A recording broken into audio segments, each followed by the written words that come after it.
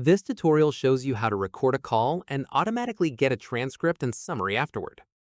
First, log into your Nothing account within Essential Space, since AI features require an active login. After that, start or answer a phone call as normal. From there, tap on Start Recording from the notification that appears, or long press the Essential key instead.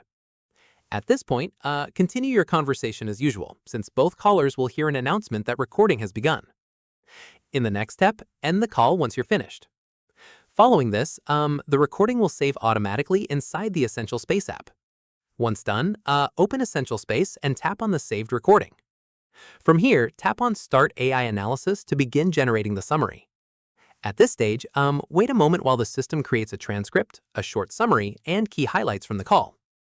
Keep in mind, call recording laws vary by region, so make sure recording is legal where you are before using this feature.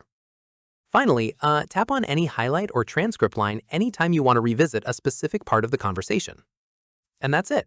If this guide helped you create call summaries on Nothing phones, give it a like, subscribe for more Android tutorials, and tap the bell icon for updates. See you in the next one.